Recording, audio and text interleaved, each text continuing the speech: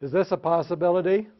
With all the good intentions in the world, you might go up to the child with a quiet voice so nobody else hears it. He doesn't have to be embarrassed.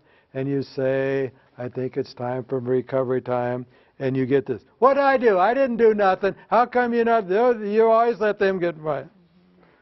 Oh, does that sound like an argument? That sounds like an argument. Huh. When do I argue?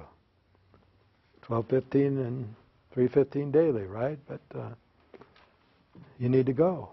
Well, I ain't going. It's not my fault. Now, what do we do? Okay. Mrs. Barlow taught me this. She was a great model for me. She said, I live and die that some kid will refuse to do something like that on the first or second day of school so that all the rest of the kids can see how easily I handle it. And what she would do is she went to some of her better kids and set up the scenario in case it happened.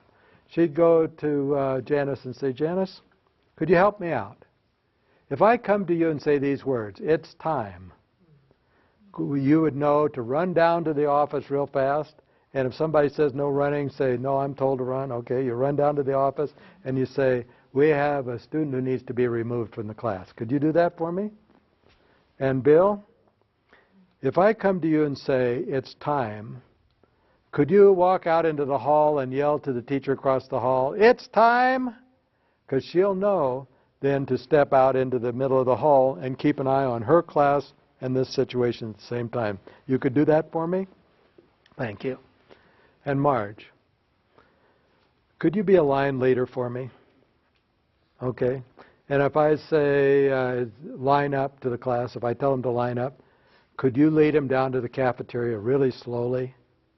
And maybe we'll walk and I'll show you how slowly I want you to do that. Could you do that for me? Thank you. Now she's got everything all set up. And she's praying for a kid to refuse to leave the classroom. So she goes to Winston over here and says, I think you need a little recovery time. Come back and say, I ain't going, you can't make me. Oh, bad decision. Either you go or we have to go. And she gives only about 3 to 5 seconds at the most, and if he doesn't answer, she says to the class, line up, class. And you're staying here, right? Okay, line up. It's time, it's time, it's time. We get it all set up. Now, this sounds good on paper, doesn't it? Yeah. But in the real world, does it work that easy? No, because this kid right here has suddenly discovered he's lost control of the situation. How is he going to get back? And a lot of times what they'll do is they'll jump up and say, well, I'm going to and you can't stop me. Now what do? We go over to Marge and say, Marge, don't lead him down to the cafeteria, okay? Just lead him down to the office. We'll drop him off on the way. And usually some magic happens, and I can't tell you for sure why, or we'd have to spend the whole day on it.